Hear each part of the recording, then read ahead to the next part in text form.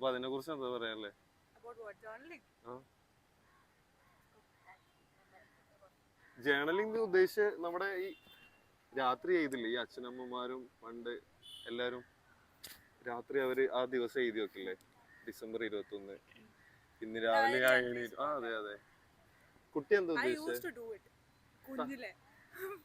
പിന്നെ എനിക്ക് വായിക്കുമ്പോ ക്രിഞ്ച് അടിച്ചു, so I stopped. അതെന്തേ? എങ്ങനെയായിരുന്നു എഴുതിയത് സ്ട്രക്ചർ? ഞങ്ങളെ 255ഓളം വരുന്ന സബ്സ്ക്രൈബേഴ്സിന് വേണ്ടി സ്ട്രക്ചർ എങ്ങനെയായിരുന്നു? So I was a kid, okay? And so I used to write the date, time. പിന്നെ ഞാൻ എൻ്റെ ഡയറിക്ക് ഒരു I don't remember the name, but I had a name for my diary. And hey diary, for example, hey diary. then ഞാനിങ്ങനെ ഓരോന്നും പറയും. Like I tell, I woke up this time. Blah blah blah. Hair diary. Hey diary. Hair diary. Hey diary. Okay, അതായിരുന്നു പേര് അല്ലേ? അല്ല, ഡയറിയുടെ name or something else.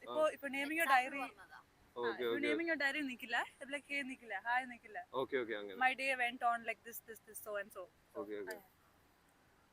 Later on now, more like journaling. ഇപ്പൊ ഓരോ emotions when you feel, ഇപ്പൊ when your day is bad, അതനുസരിച്ചുള്ള writings, you know, like my day went bad, this so and so, your emotions അനുസരിച്ച്, not like ഇതൊക്കെ നടന്നു, not incidents wise. അതെ അതെ അതെ.